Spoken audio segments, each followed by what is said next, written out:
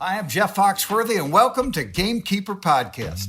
If you want to learn more about farming for wildlife and habitat management, then, buddy, you are in the right place. Join the Gamekeeper crew direct from Mossy Oak Land Enhancement Studio as they discuss the latest wildlife and habitat management practices, news, and, of course, hunting. There's no telling what you'll learn, but I'm going to tell you, I bet it's interesting. Enjoy. We're live in 3, 2, 1. All right, everybody. Welcome, West Point, Mississippi. Oh, we got royalty in the house. We definitely do. And look, I'm looking over at the couch. He's so much fun to talk to. This is going to be fun. So I'm looking around the table. Toxi's down here at the end. It's the first time that I can remember that he's been early for one of these. Wow. Except for turkey hunting. Y'all had to say that. I wanted to look prompt and responsible. And all those things. You got to be professional. Lanny, you look well groomed today. Thank you, Bobby. You do too. Did you get a haircut? I did. Got both of them. Did you get both of them cut? Good for you. Dudley, we're glad you're here. I'm here. I'm excited for your rapid fires today. Oh, really? Yeah, I'm looking forward to it. Gosh, pressure's on. Yeah, always. So let's look at the couch. We've got Mr. Jeff Tarsi In the house. We're gonna drop. We're gonna drop the Mister. We're gonna call him Jeff. Thank you. Yeah, we're glad you're here. I am absolutely honored to be here. I really am. I look forward to this, and it worked out on the schedule. And I left Collierville earlier this morning, and with a lot of excitement to come and do this morning. Well, you're a busy man. Yeah. Total kindred spirit too. Yeah. Bob, especially all of us, is his Y'all knew each other and didn't even know you knew each other, didn't you? We had so many friends in common too. Yeah. We had that. We started the Who Do You Know game, and I mean, hours later. I was out there 2 days. I mean, it's not hard to do in Mississippi. No, it really isn't. No, it really especially isn't. where he grew up over there. I mean, that's where I got married. Yeah, there you go. In his hometown. So I mean, there was so much commonality. So Jeff is the EVP.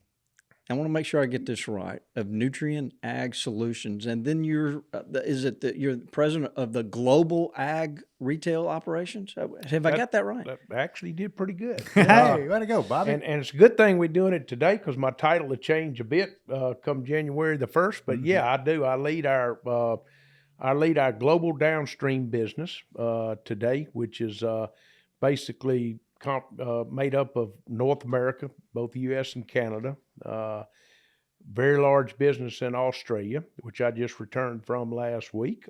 And then we do business in Latin America, in Brazil, Argentina, Uruguay, and Chile. And so it makes for a pretty good track if you can make that. That's a big loop. That's a make giant that track operation. a couple of times a year, all the way around. You're doing pretty good. So when ag is at its peak in North America, is it kind of dormant down in Latin America, and it flips?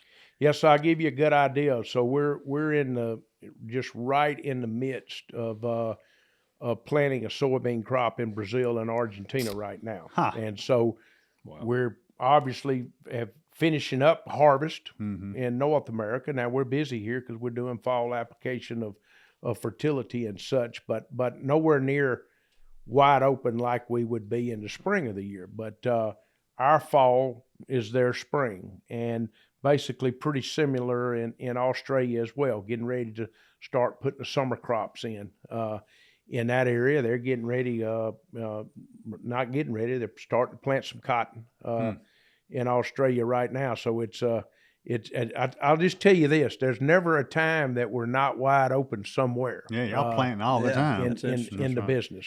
Speaking of South America, have you ever shot doves down there? I have. I've shot doves, I think, 3 times in Argentina. They consider them pests. There's no grower that wouldn't let you shoot dove on their place. But yeah, I've had the honor of and the benefit of going down and doing that 3 times. And actually, the last time I went, I included duck on that, and I don't think I'd ever go back again without duck hunting. You don't hear about that as much. No. But it's fabulous. Very good. Sounds like a great time. We had some people go to Bill, and some people went to Mexico before, but I don't remember someone in the company going all the way that far south in shooting ducks. Didn't Sonny go? Yeah, he did. He took his He's not in the company, but he might as well be. No. Yeah. It'd be cool to see the different species and Oh, how yeah. they fly and how they react to the decoys and, And the what they're call. eating, yeah.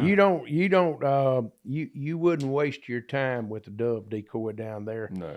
There's not ever a period of time that you're out in the field. If you're not shooting, it's because you're just tired of shooting. They never quit flying. Oh, I bet. And I'm not one of these guys that's a great shot, but I got out the first time, and you actually could get bored a little bit. And I just started picking. I said, for the next 30 minutes, I'm gonna shoot a dove that's coming over my right shoulder. Oh, wow. And you start doing that, and you actually can sit out there and actually perfect your shooting a lot with it. But it's absolutely amazing the number of birds there. And before you start in a morning, you're generally going to be close to a roost area, and it sounds like, this is going to sound crazy, it sounds like a church choir with them cooing in the morning. Wow. Because you got literally hundreds of thousands of birds in these roosts, and it's a pretty amazing. I tell people, everybody should do that. Should do it once. Sound like we need a field trip. It's been on our bucket It list, but has, we've just yeah. never. We've talked about it a lot. Yeah. Just And never it's been a able to pull it off. white tablecloth. Most of the outfitters there, they really do it up, bet. like really nice. And out in the field, you eat your lunch, and again, a white tablecloth on a table, and really good food, good fellowship, good fun. For me, because I've traveled to Australia for so many years, that Yeah. doesn't seem like a tough trip. I was about going to say, what's Australia's like, 15 hours? Like I end up going to Melbourne, so it's 4 hours from Memphis to LA. It's 15 hours from LA to Sydney, and then another 2 hours from Sydney to Melbourne. So That's a long trip. That is. you might as well figure from the time I leave my doorstep in Collierville I generally walk into a hotel room in Melbourne. It's going to be 27 to 30 hours. Wow. Yep. So let's do this, Jeff. Let's turn it over to Dudley. He's got some rapid fire questions. It's brought to you by our friends at. Nutrien Ag Solutions. Oh, look at that. Ironically. All And they right. should be friendly. So we'll get to know you, and then Yep. I've got some questions about leadership and some other things we want to talk to you Sure. about. So All right, so we're going to make this a little bit more fun here for a minute. A lot of this Don't suck up to him. A lot of this may have to do with some of your Mississippi roots. Yep. So just going to ask you some quick questions. Give me a quick answer. Are you ready? I am ready. All right. Where did you kill your first deer, and what was it? I killed my first deer in Moorhead, Mississippi, Okay. with one of my best friends. We probably, I'm not even certain if we both had driver's license, but we drove over. I just got a brand new 30-06 Remington automatic, and didn't have a scope on it, and it was an 8-point. And I have to tell you that we both claim we killed it together, because we both shot it to deer. Love it. Moorhead. A lot of good baseball players come out of Moorhead. Absolutely. He's one of the few. First deer was an 8-point. Everybody else has been like button bucks. Button bucks. Yeah. All right, this may be a hard one. What Mississippi State sport do you think you were most involved with? Got to pick one. That's tough, because I like to be involved in all of them. I'd say just from just pure involvement, probably the football program. Got it. Okay, good one. Out of all the agricultural crops you guys support, certainly there's one that intrigues you the most, or one that inspired you to go into this field. What crop would you say is that? Yeah, I grew up in Cleveland, Mississippi, and believe it or not, you would never know this today, but in the 80s, late 70s, it was wall-to-wall cotton. Even in that area that we know of Bolivar County now, probably from my house where we grew up, just outside of Cleveland, I could probably go in any direction 6-8 miles, and it'd probably be 8 or 10 cotton gins there. And so I was always intrigued with cotton. I liked the beauty of cotton when it opened. I liked the physiology of the plant and how it produces fruit. And and such. And that's kind of when I took my first job with BASF. I worked in the plant growth regulator market, and that's what intrigued me. And I'm still intrigued by it. And I'm sad that we've lost a lot of our cotton acres here in the South. Yeah, it's a cool plant. Deer hunt or duck hunt? Depends on if it's good. When duck hunt is good, it's a lot of. I do more. I own some recreational property, and I don't really have ducks, and so I'll probably spend more time preparing and investing in deer hunting. But that doesn't mean that if one of our agronomists from Arkansas calls me at 8:00 on Tuesday night and says, "Jeff, they're here. Meet us at 5:00 in the morning in Colt, Arkansas," I'm gonna generally be over there. So There you go. So duck hunt. Yeah. I love the duck hunt. Hey, All right. So to make a point, Dudley, I think that if whichever one of those two he liked more will come in second, though. Yes, it will. for sure. It And will I absolutely come in second. I would venture to guess that you like the preparation part of deer hunting more than the actual hunt. Well, let me just say this. I do a lot more preparing than I do hunting. That's right. Okay. Ditto. I resemble So that. if- I resemble that If more. you were to go get invited on a duck hunt, would you prefer on the river, in the field, or in the timber? I'm going to prefer in the timber at this age. Yeah. As a kid, we liked to hunt on the river a lot without our parents knowing that we were hunting on the river. That's right. Fresh homegrown tomatoes or fried green tomatoes? I'm Italian, so first of all, I am I consume a lot of tomatoes. I like fresh homegrown tomatoes. That's right. What is your favorite tamale in Mississippi? I know where you're from, so Without a doubt, it's Doe's. okay, those. And I love them. I was thinking between Doe's and the spot in Rosedale. What is that, White House? Yeah. I think though you might have, I don't know, you might have two different types of meat used.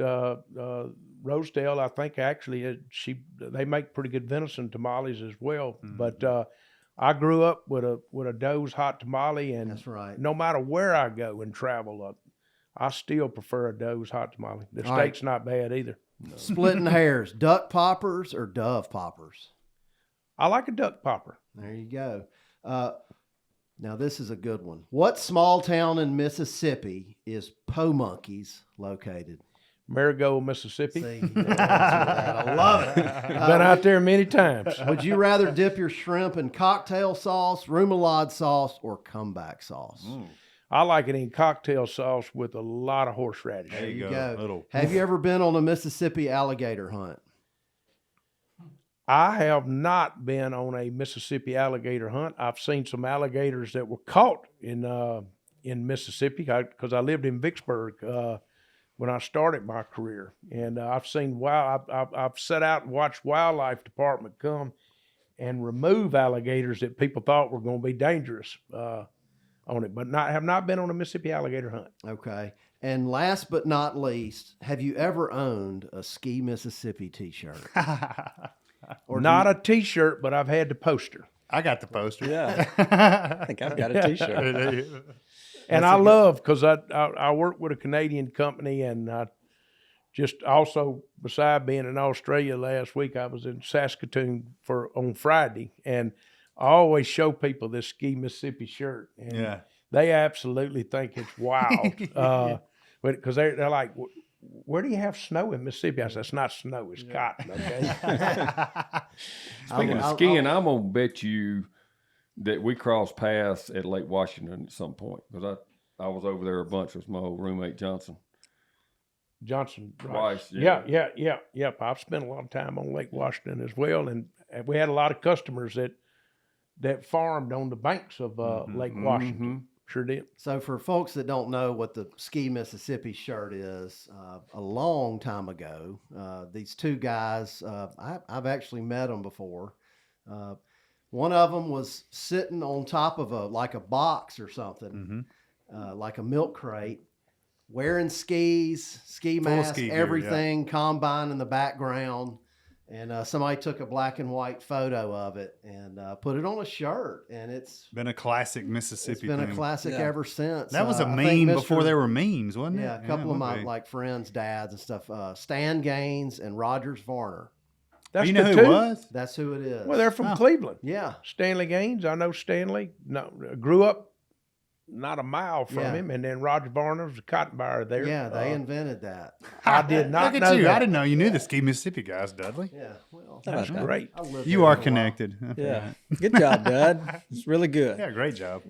All right. So if y'all would allow me the luxury, I'd like to throw out the first question. Of course, Bobby. We always kinda get allow this you going. that luxury. So, look, in preparing for this, I thought long and hard about some questions to ask you. William Faulkner once said, to understand the world, you must first understand a place like Mississippi. I'd just like for you to kind of explain. You've been around the world in this ag business. You manage 25,000 people. How has Mississippi or the South helped you do what you do so well? Yeah, and by the way, I tried to read a lot of Faulkner. It's a difficult. I always found it to be a difficult read. But I always tell people this, that I don't think that I would have ever gotten the opportunity that I've had in my career if I hadn't been raised right where I was raised. And I'll tell you why I say that. And anybody that might listen to this podcast that might have gone to school with me knows I was very poor in the classroom, especially 1 through 12. My mother was a teacher for 37 years, and my 3 sisters were all straight A students. But boy, that didn't fall on Jeff, because I loved to hunt and I loved to farm. Gosh, I like you better already. And so I've told people this a million times, and people in my organization probably get tired of hearing it, but I don't think in my career that I have ever been in a room where I thought I was even close to the smartest person in the room, okay? Most of the time, the people I'm in a room with are a lot more intelligent than I am. They're maybe better educated from that standpoint. But at the same time, I know I've never been in a room, no matter how many people were in there, where I thought there was anybody in there that could outwork me, okay? And some people achieve things different ways, okay? I worked hard for whatever achievement I've had. I've worked very hard at it. A lot of people have done what I've done. They probably hadn't had to work that hard, okay? But I didn't have in my opinion, I didn't have the academic intelligence that I could work lightly and do the same thing. And because I was taught to work so hard, Bobby, as a youth, I also learned how to work with people, okay? My dad put me on a farm at a very early age. As a matter of fact, he turned me over to some gentlemen that were on our farm and said, look, he's yours. You take him, teach him how to work. And if you need to take a belt to him, take a belt to him. I don't care. I'm making you responsible for teaching him how to work. And I learned how to work with a lot of different people. And I learned at the time that I can tell you this, being the boss man's son did not mean anything to the people that I was working with. And it didn't take you long to figure that out. And but I've taken those values of because my family were very hard workers. My mom and dad and my grandparents, I come from Italian heritage, their fun and hobbies was working. They didn't have any hobbies. And so we just worked hard. And that's assisted me. And then, and I've had the ability to, because of coming from Mississippi Delta, which I think is a very social place. People like each other. They like to socialize. And I think it gave me an ability to communicate with people. And so if I look at the 2 things that I think have got me further than anything in my career was, number one, I can just about communicate with anybody, even though my dialect will be a lot different. And I still know how to work hard. And those values that thankfully that my parents and my grandparents gave me, and they instilled in me. They didn't require it; they just instilled that in me, and it's worked for me. So many things he said I just believe in. There's like 15 times holding myself back from saying amen. But something to point out that I believe in devoutly, and he's made the comment about he didn't ever feel like he was the smartest person in the room. But define smart, I mean. There you go. So I've always said that actually the smartest thing you can be is humble. That's how you get smart.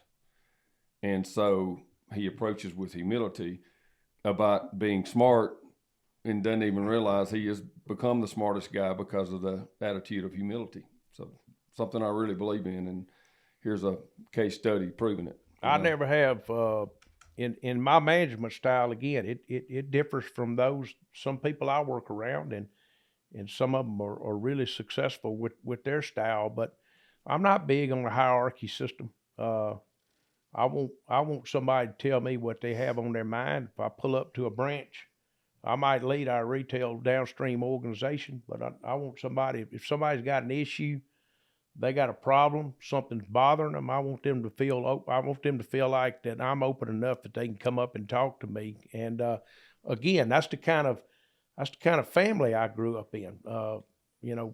I've seen my dad before take money out of his pocket and give it to him when we didn't have it. And those type things stay with you throughout your career. And I reflect a lot back on it today. And if I had to start over tomorrow, I wouldn't do it any different. I'm telling you that. And my kids, I think, will be a little bit different than me.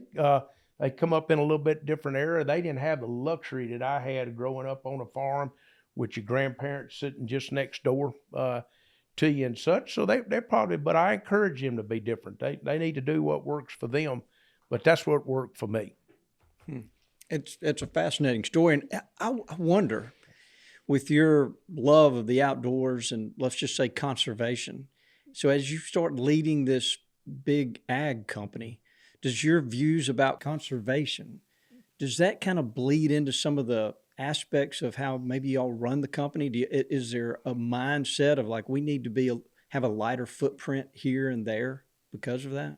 Well, absolutely. And I'll say this, that, I am a very, very lucky person to have worked in the agricultural sector and to enjoy the career that I enjoyed. It's the next best thing to the first option that I wanted to have. I wanted to farm. Mm-hmm.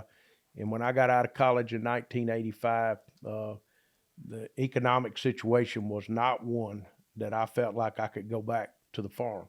And so I did the second best thing, and I got in the agricultural sector. And I'll say this, a lot of people get up every morning, I'm not sure if they understand what their purpose is for the work that they do every day. I have no problem understanding the purpose we serve, and that's to help feed and clothe the world. And I can't think of, in other words, and I tell people in our organization this, if you wake up in the morning and you find you got a hard problem getting out of bed, with the great purpose and the great role that we play with our 600,000 customers globally, you need to go find something else to do in that business. And the world's greatest conservationists are our producers, our growers. Absolutely. I wrote that down just a second ago. They're and they don't get credit for that, okay? And a lot of times in the public, they actually it's looked the other way. I'm telling you through the lens of somebody that spent 40 years in this business, all over the world, that there is no greater conservationist than our landowners and our growers. And Bobby, you asked the question, how do we see that through that lens? Well, look, we're the world's largest producer of fertilizer, nutrients. We're the world's largest downstream provider of solutions to growers. We got a lot of responsibility, and that doesn't roll off my tongue, the largest. That's not the part I enjoy on that piece. Now we've invested a lot of time and capital to be in the position, asset base that we have, but we also realize that we have a responsibility as well to help promote conservation. I don't think any of us in this room would ever want to get up and say that we wouldn't want to leave this planet in better shape than we found it. And we're the same way in Nutrien, and we're constantly looking for ways of how can we build solutions that takes a little stress off the planet, and at the same time gives a grower an opportunity to have an adequate return on invested capital, and at the same time provide enough food and fiber to feed and clothe the world. So it's a big responsibility. We take it extremely, extremely serious. We think about it every day with our grower customers. Yeah, that makes a lot of sense. With growers, I mean, they're on their land, and they need to make it better so they can produce more the next year. Those soil is probably, in my opinion, probably one of the most important things that we have. And, hey, look, it's essential for our survival, and the number one investment. I don't care any farm you're out on. Normally, the number one investment they have is their soil, and that's their license to operate. And I don't care where you go. I'll tell you this: that as I've traveled Australia extensively since 2010, and those growers over there do a really good job because they don't have all the luxuries that we have. They work on a lot less rainfall than we work on. They don't have a river system that runs right through the middle of that big continent that they have there. And so they have to do things to preserve moisture. And because they're preserving moisture, they don't ever allow a weed to exist, because that weed, we look at it and see it as a weed over here. They look at it and see that weed is taking nutrients and moisture out of the soil. And so that's another luxury of working over a large area like this. You can see these things and bring these ideas back. And I think if we look today, Toxie, our growers are far more cognizant today of caring for their soil. Yes. Cover crops, those type things, preserving moisture, not conserving the use of water. And when you finish with an irrigation project, can you actually move that water to another field versus just putting it off in a tail ditch? I've seen that change so much over the last 20 years.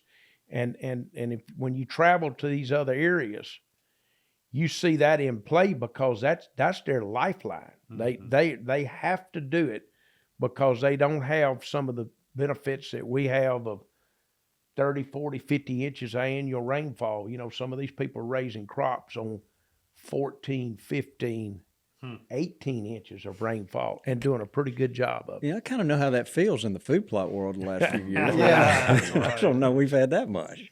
So a little bit of context. I still remember, I think maybe Laney went up there, but years ago we went to an entourage of folks here. I wasn't in it, but you, Chris Hawley, maybe went to Washington. Were you with that? Yeah, sure was.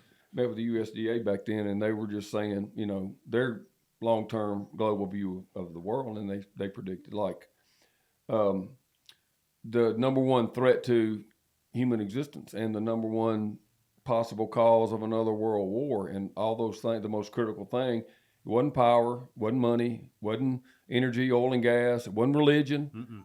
Feeding the world was the most critical thing to the future of humanity.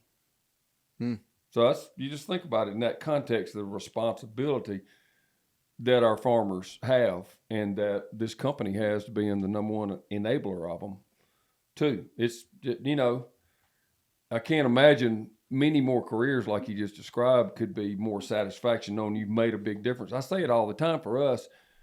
What a great life because aside from it was a great life, I got to go do all this, or I made a bunch of money, or I did that. You know, if you made a difference in what you love, to me, that's a great life. And he just described it perfectly. Well, you can't fake I can tell you this, you can't fake passion, okay? Mm-mm. And I have a lot of passion for what we do. Not what I do. I got a lot of passion for what we do. I got a lot of passion for conservation, for agriculture, for hunting, and those types of things. And I think to be good, this is one requirement that I think exists, is to be good at what you do, you have to have a passion. For you, just going through the motions is not going to create good, in my opinion, unless you maybe looked up on a NVIDIA chip these days or whatever. But you got to have a lot of passion about what you're doing. Passion is contagious as well. I firmly believe that. I have a lot of people come up to me if I give a talk or something. They go, "Man, we can see your passion," and I'm just saying what I say, but it tells me that people can see it. It's contagious, and I think people want to be around folks that are passionate about what they do. And Toxie, to your point just a minute ago, you listen to any government official, I don't care what country it is, one of the top things on their agenda today is food security. Okay? Yes.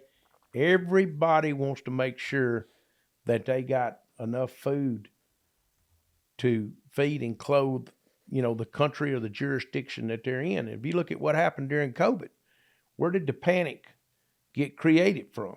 It got created because people didn't think, you got a lot of countries that don't produce any of their food.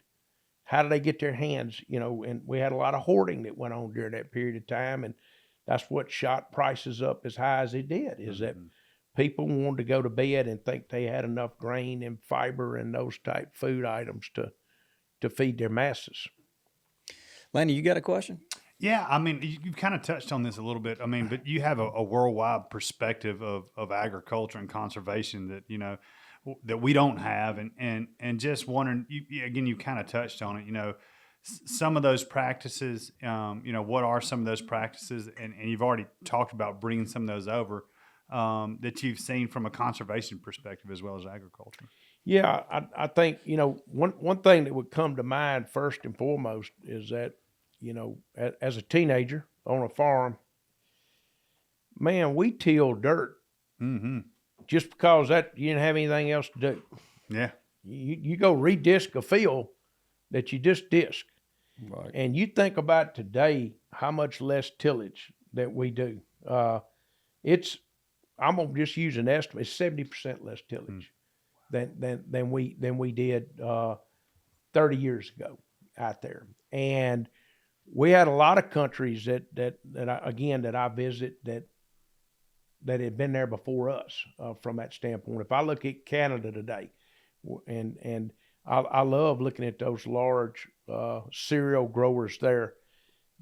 Their tillage is generally when they pull the planter through the field and drill. They've got a very sophisticated planter that has coulters on it and drop the seed in the seed bed behind the coulter. That's it on the tillage side of things. And so when you're reducing your tillage like that, obviously you're releasing less things into the ozone layer from exhaust and burning diesel and those type things, but more importantly to the soil health and the soil structure. You're not getting the runoff and erosion that we were getting. Eventually over time we're going to see our waterways clear up because we're doing less of that going forward. I can remember as a kid, everybody planted a cover crop on 40 acres, 100 acres, and then that just went away. And nowadays, today, you're seeing people coming back to cover crops and those types of things with it. Our equipment is so much more sophisticated today, so we're not overusing products. We're not overlapping like we used to, because basically today, anybody's got a hand on the steering wheel is just getting in the way of technology. It's these tractors all drive themselves, and it's no different than autopilot on a plane. That tractor can drive itself a hell of a lot better than whoever's sitting in the seat. Crazy. It is just crazy. From that standpoint. And so, we talk about, the right rates and the 4 R's of agriculture out there. We don't want to put anything out there that crop doesn't need on it. And that's responsible ag. Yeah. And so there's just been so much change in that part of it. And I'm going to tell you something else. With artificial intelligence coming, we're going to see that much change and more in the next 5 to 10 years. So I was just about to ask about the evolution of fertilizer, soil fertility, and then application and products for the future as it evolves. Because I know that's got to be changing. And that's at the backbone of what you do. Yes. Look, first of all, when I started my career, everything was pretty much a blanket rate. If you were going to put 150 pounds of nitrogen out, you just put 150 pounds of nitrogen across your farm, okay? Potash and phosphate, the same thing. Today, we would very, very, very rarely make an application that wasn't a variable rate application. And so we own one of the largest soil testing facilities in North America, Waypoint Analytical. Very little of the recommendations that we make around fertility and as it relates to the soil is made today without a soil test. So I'll give you an example. When I started in the business, I used to say that this thing was 50% art and 50% science. So 50% of what the books told you and 50% of what your gut told you, okay? Today, I'll tell you, this thing is 90% science and 10% art. And I'm telling you, in the next 5 years, it's going to probably be 95-5. And it will get to the point with AI and such that you won't have but 1% or 2% on the art side of it. It'll all be scientific technology, mining of data that built an outcome and a solution. And that's where this business is going. And people don't like it, then they need to get out of the way because it's coming. And if you have that technology, you should use that technology. Again, it's for the betterment of the soil, for the betterment of the environment. Hopefully, it's at the same time, it's going to be for the betterment of the grower as well. Yeah, more productive for sure. And more productive. What are those 4 R's of agriculture? Right place, right time, right rate. So you just stumped me. My bad. You said that. I was like, I don't know what those are. Right place, right time, right application, right rate. Taxi's got a farm called The Right Place. Yeah, he does. Different spelling. Right product. Right product. Makes sense. Yep. 4 R's. Right Yep, crop, Yep, exactly. I would say that's what I would have guessed. Yep. And and that's all, again, it's all about the responsible use of fertility. Yeah. And that, because we do have a lot of runoff today. And we don't want any more product out there than needs to be out there. And the amazing thing about variable rate technology is today you can let's just take corn. You can take a row of corn and just say you got a 1,000-foot row of corn. And we do grid sampling, soil sampling on 2-acre, 3-acre grid. Well, on that one row, you might have 5 different zones of soil profile. Wow. Okay. Each one of those profiles has a yield capacity. Okay. And so one of your soil profiles might have the ability to raise 300 bushel corn. And the other end of the field, that capacity might be 125. Well, if you went with the blanket rate of fertility, then you're under fertilizing, putting less nutrients than you could get a benefit off of on the higher yielding soil structure, and you're over applying on that's your lower producing on it. And that's what's amazing about this thing is that, and we do the same thing with seeding today, where we got a higher soil profile that can take a greater density of plants. And where we got a lower profile, you want to have less plants in there. And so that's the amazing thing about this technology in agriculture today. And I think that, number one, we got a very, very small percentage of our population in the United States that even is comfortable knowing about a farm, okay? Because they've left the farm and they've gone off into other jobs and such. And so I think that the industry doesn't get the credit it deserves for how technologically advanced the agricultural industry is. No doubt. From that perspective. I know I try to say it. I'm on this podcast today and I'm beating the drum that hey, out of all the sectors of business, I think agriculture is the cutting edge of technology. It's number one. You have to, and now you you have to have food and water above anything. Those 4 R's you were talking about was almost like per field it used to be, but now it's going almost to the seed, to the exact spot, and that's like the technology and the AI. It's where it's going to come, full circle with it. So are they? I'm assuming they're planting. That's crazy. Yeah. With this variation, you make it vary the spacing from one side of the field to the other. No, you do. Or the cultivar.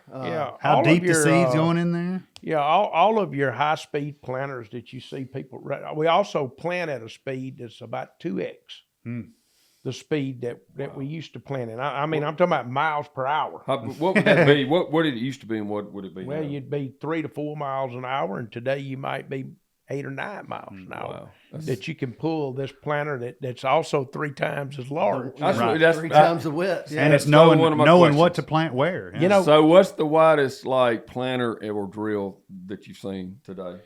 Well, the largest that I've ever seen is in Australia, and I think on a pass. In one field that we were in with the Zell family built this planter, and I'll get the size of it wrong here. I got a picture on my phone when we're done. I'll show it to you guys. But I think that this planter can plant. It plants about 100 acres an hour. Oh wow! On it. So how many rows would that be? It would be if we were doing it on rows, it would probably be 60. Wow! And they built this planter. This family built this planter themselves on it. And first time I went out to their farm, I was absolutely blown away. I'd love to see that thing. It is amazing. And the first time I saw it, they had 2 John Deere cat tractors. They had one that had been engineered to be hooked to the other. And so now it wasn't 2 of them independent.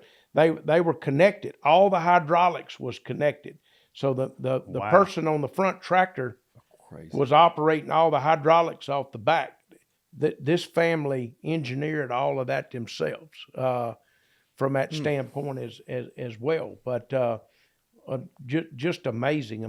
We were in a helicopter watching this planter plant, and I bet there weren't a lot of trees on that farm. You know what? Or gates. There are some trees because they're very, very conscious in Australia when you're clearing property. Right. It's like here now. If you're not going to be able to go in wetlands and clear wetlands, but there are trees in the middle of that field. Wow. And I'm like, man, how do you work when everything's auto steer? And everything's GPS mapped. Right. And so they've got each one of these trees pegged. And I'd like to see a turn row for a 60-row planter. Man. It's a lot of backing up. And I was going to ask about the tractor, but it sounds like it takes 2. It's That's amazing. It's a lot of backing up on it.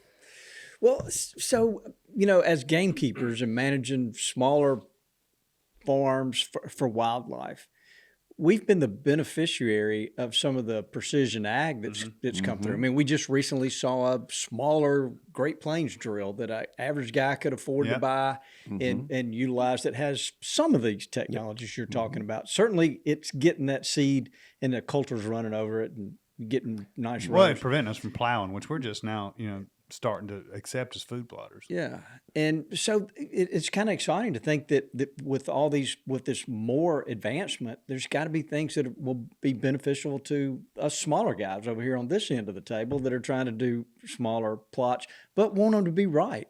And I'm also kind of circling around to say, have you picked up things in your travel around the world that you've been able to take back to your farm there in Tennessee and go, boy, I'm going to do this on my place. This is going to help my soils. This is going to help my runoff, or things that we might not normally think about? Well, a couple of things there is that I think we're probably all guilty of this. We plant our food plots, let's just say for deer, maybe for turkeys, and we hunt through January, depending on whatever your season is, and then you don't worry about those food plots again until like July. That's right. And then you go out there in July and you got something out there that's over waist tall. Yeah. And you're trying to figure out, man, Something you didn't want. Yeah, what am I going to do? And all this stuff's gone to seed, okay?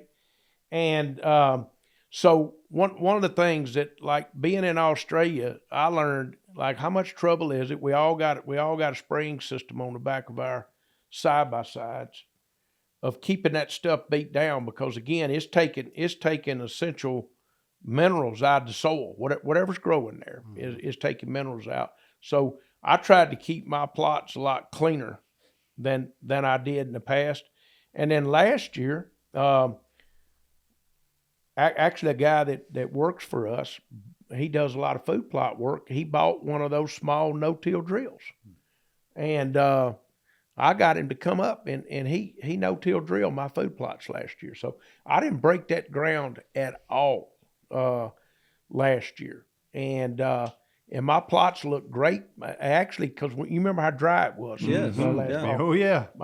They actually were able to get down into some moisture, so I actually got some stuff up. And then when we did get rain, they grew off really well. And then I also think a lot of the biologicals that we're working with today, I think they have an excellent fit on food plots.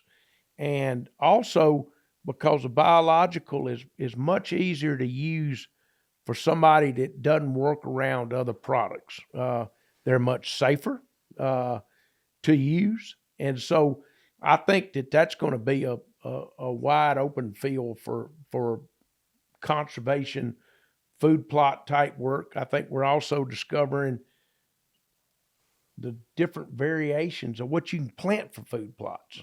For sure. Yeah. Out there. And I mean, look, Toxie, how many years did we go with just a ryegrass wheat That's right. deal? And now, I mean, our whole biologic business model was bringing over the seed from New Zealand that had been bred specifically for deer nutrition, instead of just planting kind of leftover cattle forages that we had here. And although there's some pretty good variety still, they hadn't been bred specifically for, how different deer digest than cattle and stuff. So that's kind of the thing that got us started, exactly what you're talking about. Yeah, and the biological products, we're faced with a lot of poor conditions. Like we're trying to food plot a logging deck or that that open ridge top that somebody probably farmed to death, in the 20s and 30s that doesn't even have topsoil on it anymore.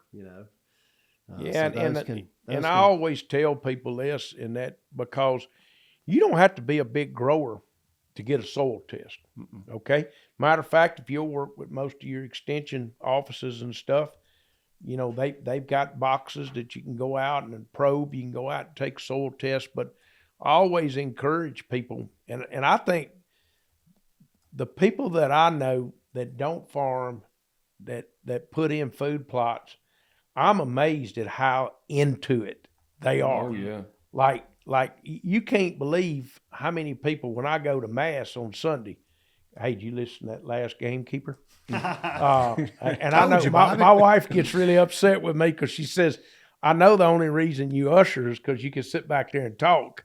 And but there's a guy about my age that he's gotten into hunting the last 3 to 5 years, and he listens to this. I mean, like, I'm not going to tell him I'm going to be on this in case I am, and because I want him to walk in and tell me that he heard me on there. But like y'all did one on fish pond management, Yeah. and I swear to you, I hardly ever go 2 Sundays that he doesn't reference something back on that pond management or whatever. But people are interested in this, okay? Yeah. And you don't have to be a farmer on it, and I think that's great.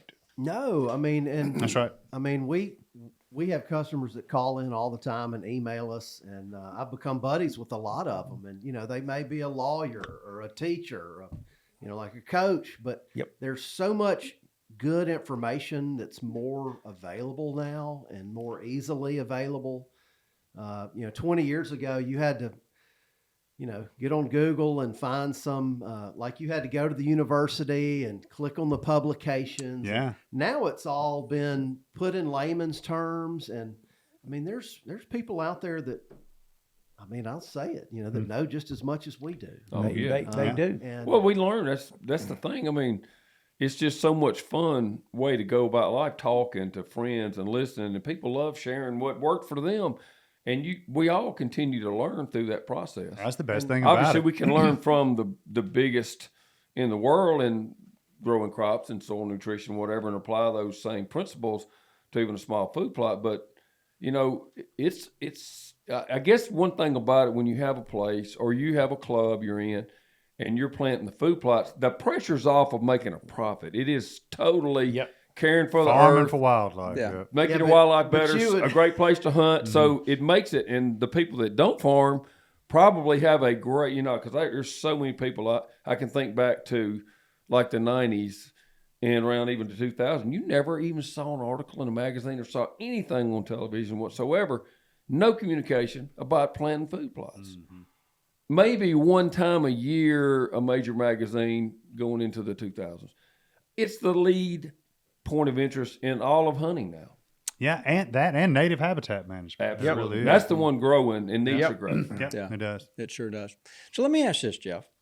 So leading this company, and you're probably part of hiring, putting people in different roles and whatnot. If you find out a guy is like a deer hunter, does that make you think, well, okay, he might be a hard worker, and if he's a turkey Or he hunter, might not be here during the rut. Yeah. It makes me think somebody ain't gonna be to work on. That's that. what I was That's thinking. well, I was Yeah. going to say, and if they're a turkey hunter, you're like, well, I might not be able to They trust don't need to him. do anything. Yeah. Turkeys are bad because it comes in a bad time of the year. That's right. The spring, so we Especially can't in have this everybody. hemisphere. But I do appreciate the fact those that work for us that enjoy hunting. Number one, we send each other text all weekend if somebody's seen something unique, but I also know that they have a love for the land. Yes. And that makes sense. and they have a passion for conservation, which fits again hand in hand with what we do. And look, we got a lot of great agronomists out there that probably don't hunt, but I love the fact that when we do, I know those that do generally, because they all know that I have a passion for it as well from that standpoint. And look, if somebody's going to go out and do a really good job of taking care of their own piece of property and their habitat that they have there, then I also know that person's going to do a good job taking care of our customers from that perspective as well. There's a great commonality to all this. Is this, and that's our evangelism, is caring. That's what conservation is: caring for the earth, caring for the land. An acre at a time too, not just left for whatever people with the a lot of farmers means do, or that's right. government officials or whatever like that. So that's the great commonality we have with the farming community, and is that caring for the land. That's a calling. That's an evangelism. And a lot of farmers are hunters. When we Oh, run oh, into yeah. that. absolutely. Oh my gosh, yeah. It's probably the largest crossover to any other sector Yeah.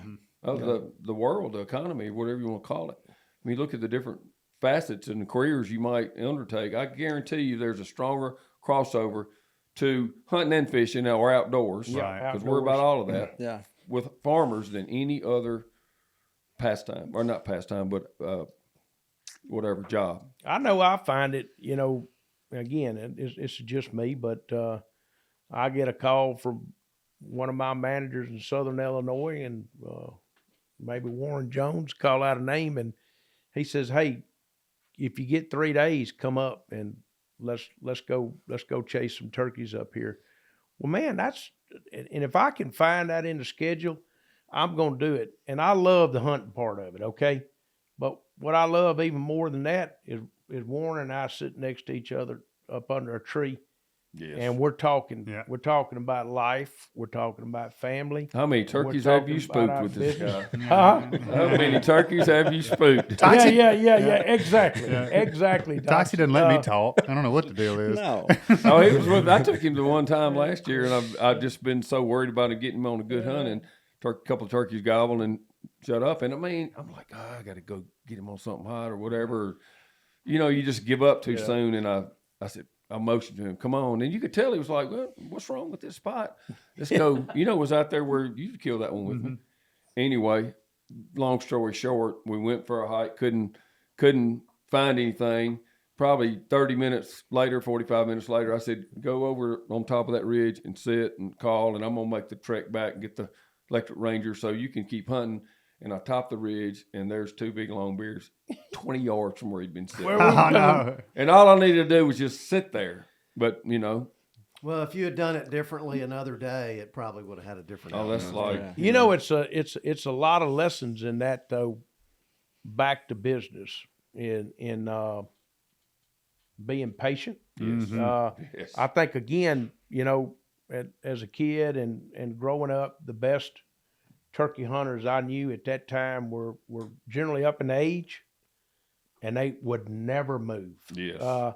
And in business the same way. You can get real knee jerk. Something happens a little bit out of the sort, and your mind is telling you got to react, and then experience tells you, well, let's take and get a better look at this. Let's get a better idea. Take a breath. Take a breath. It's like sending an email when you're not real happy. Give yourself the 1 hour rule. Man, that is a great analogy comment. Yeah, it's but you and I think that patience obviously comes with experience. Okay, because if I look back how I manage, I probably got a lot more patience today now. But there'll be people listening to this say I don't believe that, but it is. And we talked back earlier, about what makes somebody good at something they do and such, and I like to correlate it back to hunting a lot, in that your best hunters are those that spend time, prepare, due diligence, make the investment in what they're doing. They don't take shortcuts from that perspective. And if I look across business, it's not by accident that companies like Nutrien grow like they grow and continue to grow. They do a lot of diligence. Before they invest $1 of capital, we do a lot of diligence. We want to understand what we're investing in. We want to understand what that benefit is back to the grower, what that benefit is back to the shareholder. We answer the shareholders, and we try not to make a knee-jerk decision, because we know, right now in agriculture, we're in a down cycle right now. But agriculture is nothing but a series of cycles. Hunting You for can that say part. a lot. Yeah, Yeah, there's a that's lot right. of things that are cyclical. Yeah, absolutely. There are cycles, and so Everything. you learn how to react during those cycles, and you learn what worked, and that's the art part of it. When I talked about art and science, is when you get into a tight spot, I always go back. I keep a lot of journals, and I'll go back and try to see when we ran into this, what was our mindset? What did we do? More importantly, probably, what did we not do? during that period. And so I just think there's so many parallels between hunting and business and conservation and farming. And Yeah, there is. You mentioned earlier that you spend more time preparing for deer season than you do actually deer hunting. So at this stage of life, are you taking kids? Who are you taking hunting? well, right now I'm taking myself because I'm having a hard time getting the kids. First of all, I have two grandchildren. One is just roughly 18 months and one is a month. And two girls to start with. And of course, I got a younger daughter, Mia, that's still at Mississippi State, and she loves to hunt and such. And so right now it's a difficult time for my kids to come out and hunt. But I love my mental break from a lot of I would never tell somebody there's not a lot of pressure that comes with the job, because there absolutely is. And you have to find a way to break from that pressure somewhere, or it'll break you on it. Because we mentioned 23,000 employees. Well, I'm responsible for their well-being every day and their safety, and that's an enormous pressure. But my break is if I can go out to my place. Yeah. And look, most I got some people to help me out there a little bit, and they'll tell you that I screw up more stuff than I do good when I'm out there. I'm generally going to tear something up on the disc or run a tire off a tractor. I don't know on it, but that's my mental break. Let's see. I've already messed up my disc, and I think I've changed two tires already. It goes hand in hand. Yeah, it does. For our guys and gals, we call it tractor time. Yeah, Although that's it could be anything else. It's just a Yeah. symbol for doing exactly what you said. It's such a therapy. I want to learn more about Nutrien. Can you pick just a couple of occupations? I know there's a lot of cool occupations there, but just something that's cool that our listeners may not know about. Weatherman. Yeah. Oh, that weatherman That is was for one real. of the coolest people we've had on. Atmospheric scientist. There we go. Eric That sounds Snodgrass, better. one of the It's incredible. one of the brightest people that I've met in this business. And what do we do every day in our business that's not affected by the weather? Yeah. Nothing 100%. Us too. 100%. on it. But if you go across Nutrien, I mean, man, I could name you 20 layers. You study finance. We got a lot of financing that we have to do in the business. Yeah, I bet so. We extend financing out to our customers as well. You majored in mining and engineering. You can work 3,000 feet below the Earth's surface in a potash mine. You're an analytical data scientist. We got this enormous data lake that we capture data from everything we do, solution building for our growers. And if that's what you like to do, then we got a lot of data to mine in that side of the business. Obviously, we got to have systems that connects this big enterprise every day. So if information technology is what you love, we got a lot of those people that ensure that our systems are up every day. I kind of think the neatest thing in the business are our agronomists, the people that are out with our customers every day in this business, and that are out building those solutions. And I can tell you this, in today's world, you can separate a good agronomist from an average agronomist. You can do all that in one season, and there's one reason for that, and that's technology on harvesting equipment, a yield monitor. Used to, it'd take 3 to 5 years to figure out if the solution you were building was working to perfection. Today, we know it as soon as that harvester goes through the field, what's happening there. And we got two really good young agronomists here in this area, Bryson and Twinkie. Those are, and I don't say that because they work for us. I say that because their customers come up to me when I'm around them and tell me what a fantastic job they do in helping them in their farming operation. But I've always loved agronomy, and I think every day probably I would say the most fortunate people in our company, because they get to be outside all day. Yeah.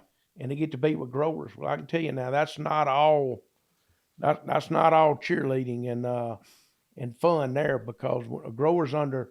It's I business. talked about being under pressure. Yeah. Oh, yeah. Growers under Oh, yeah. tremendous amount. That's of where pressure. the rubber meets the road for That's your where whole your whole enterprise. Where the rubber meets the road. And I tell you this, we don't. I tell people that we don't have all the people that work in the back offices and the corporate offices. That means nothing to somebody walks in a rural retail branch every morning and flips a light switch on. Mm-hmm. Okay, until that happens, nobody else. I'm overhead in the organization, Mm-hmm. and a lot of times people call me a concrete walker. I walk a lot of concrete, but that's my appreciation for the people that we have in these local communities that run these branches for us. And that, again, that doesn't matter whether we're in Saskatoon, Red Deer, whether we're in Boyle, Mississippi, I used to live in Bowl. Rosario, Argentina. I mean, it just doesn't matter where you are. And look, all growers have a different dialect in all these areas. They speak a different language in a lot of areas. They all think exactly alike. I'm telling you that there is no difference in a grower's mindset. I don't care where you are. I guarantee we go to the Ukraine right now, and all the adversity they've been through over there, and a grower's going to think, when it comes to the soil and producing a crop, they're going to think pretty similar to all these other areas. And that's what's unique about agriculture. Well, it's just thinking about you're giving us such a big perspective of Nutrien kind of globally, but you're talking about pretty much touching all corners of the earth. And we learn so much from Australia, but we teach Australia. But then you're able to help provide that learning across the globe from all these different areas, because everywhere's different. Everybody's got a different intensity to the science and the research and whatever. So it's just occurred to me that's probably part of the magic sauce, big picture wise, of Nutrien Ag, that you're able to connect all these different parts of the world and bring to them things they wouldn't necessarily have otherwise. Now, if I see something that's working, I got an awful big landscape that we can put that over. And look, that happens all the time. Not just with me, with anybody. You go over and see somebody doing something and going, man, I never thought about that. And you come back and you on the phone the next day and said, hey, this is what I saw. Have we looked at doing something like this from an application basis or maybe a product type basis or whatever? But that's neat, and that's, having an extensive network that we have across that agricultural landscape. We go acquire companies in these. When we went to Australia, and look, you're looking at, when you buy a company, you're looking at the financials, okay? But the real benefit is the people you get and the knowledge you learn. And, they were in businesses and doing things there that applied to what we did. We just weren't doing them. And we took them back. And then we knew what we'd been successful doing in North America for the last 50 or 60 years. And we went with confidence and said, hey, if you'll try this, if you'll do this with these products, this is the return you'll get on this. And so that part's very neat. And again, I've been lucky to be a part of an organization built like Nutrien. I've been lucky that I had a couple of CEOs that had a great amount of trust in me and said, hey, go find us an entry into Australia, or go find an entry in this area. Let's go build our network across Canada. And again, I think that, one, it's got to be trust. Hey, I think Jeff will go out there and make a good decision, or he'll bring us a good opportunity. Then as an organization, we'll decide if we want to do that or not. And But man, it's been a hell of a ride, and Wow. and I've enjoyed every minute of it. I really have, and I'm not done yet, but I'm gonna slow down. I'm gonna slow down a good bit, and then work on some pet projects and things that we have in the organization that you just don't get enough time in, that with everything that comes at you in the role that I've been in, the last several years. Amazing run.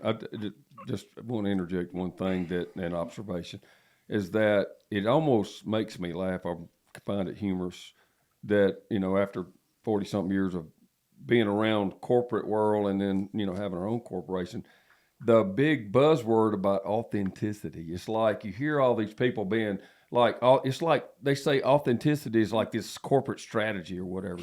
And it's just pretending if it's that way. My point about authenticity is just who you are and how, what you do, and it's not something that is a strategy. And I say that because if you've got that at the top, it just bleeds down to everything in an organization, especially over a great period of time. It's an osmosis thing. And so he is such a great example. And I realize he's got other influences, not just only him, but he is the leader of the largest chunk of that. And that great corporate culture comes from not talking about authenticity, but just living your life being authentic. that way. And, be yourself, I guess, is the best way to put it. Yep. And you're so much more, and I say that with a little passion and excitement because I fought with trying to be something I wasn't a long time ago. And I just came to peace with, whatever, warts and all, I'm just going to be myself. And it's amazing how much better life is, But anyway, that's just my thing. Authenticity is not something you have a strategy behind some corporation. It's just being who you are. Yeah. I used to always ask myself, and I probably had, I don't know, one time I kept all my business cards from whatever position I was in, but let's just say I've had 12 different roles in this organization. I can honestly tell you I never asked for a single one of them. I've never gone to someone and said, hey, I'd like to be considered for that promotion. I believe if you keep your head down and your butt up and you work hard, somebody will notice and they'll put you in that spot. And that's just kind of the way that I've worked through that. And I see that a lot different today. People want to know, sometimes they're 3 months in and they want to know what their next position is. But I used to honestly worry.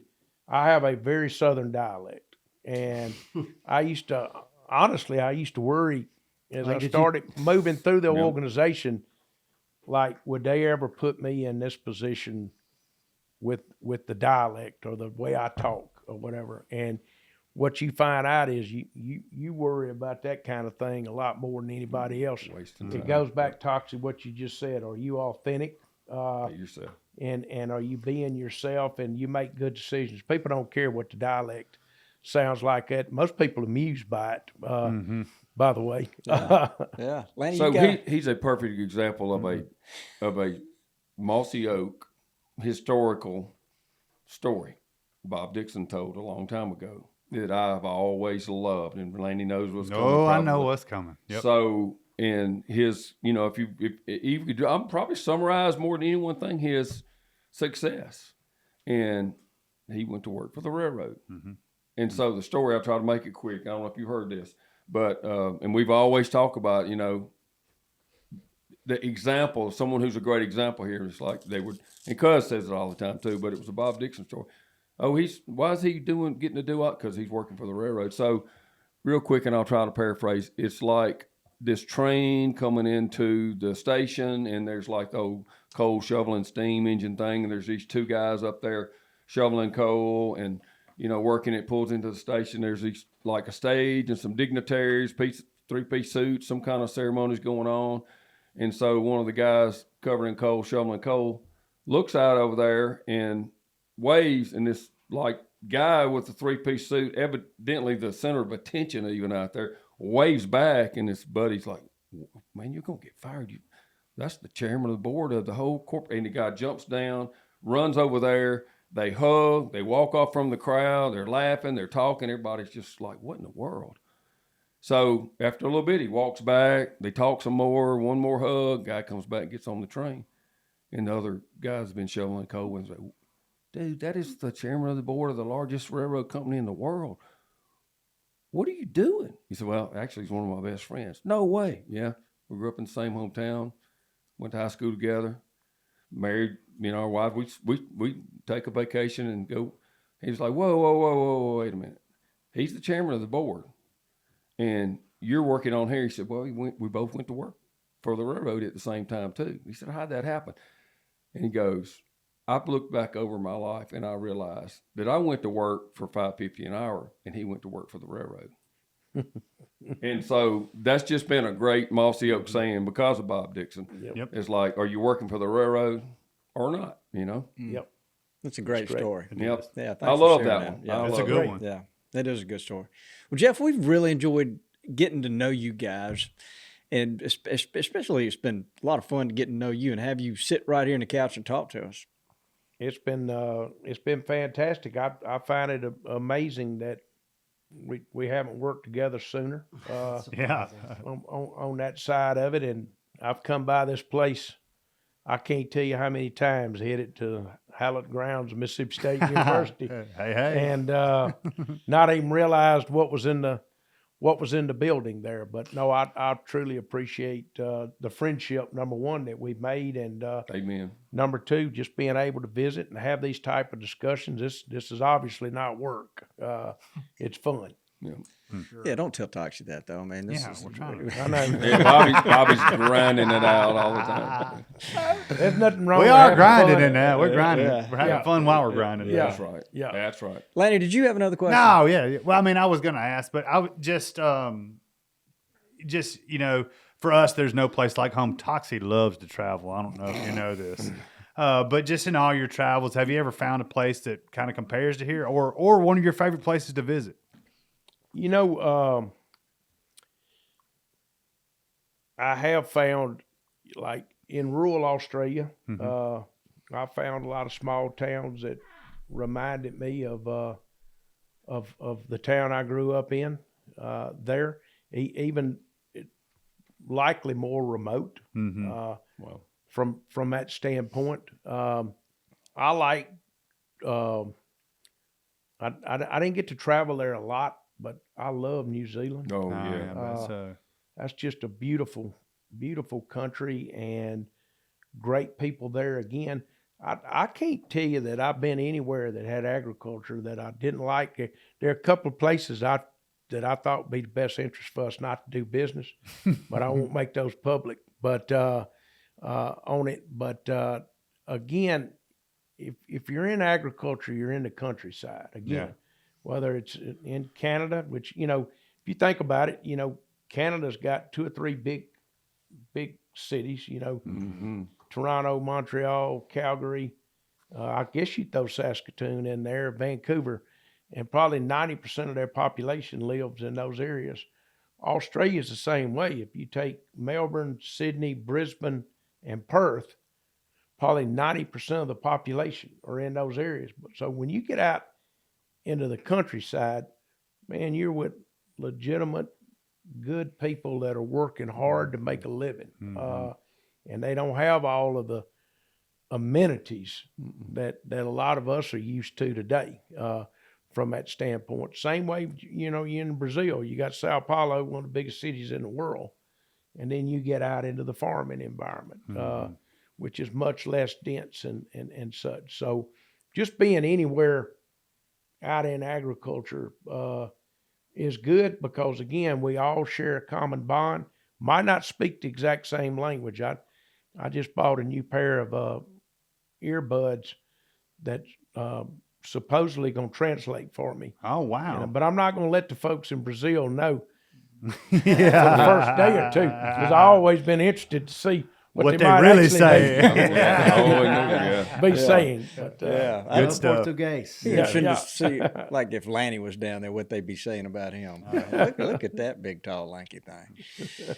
Well, we've enjoyed this. Yes. We we really all have. day. Yeah, we have. And so Nutrien Ag Solutions, what we've been excited about is you guys have helped us be better food plotters. Yeah, and be better gamekeepers. Guys can pick up their phone and find a Nutrien Ag Solution store near them. They can call and ask questions, fertilizers or anything. chemistry. It's an unbelievable resource. Yeah, you guys are great. I mean, they can start just going to your website and go from there. Just about anywhere. It'll take you anywhere you want to go. Absolutely. We got most of our locations designated. If you hover over it, it's going to throw up information and that type of stuff. And we're pleased with the cooperative effort that we're making here on this. And if we can supply data to someone or information, obviously product if they need it, but we love doing this.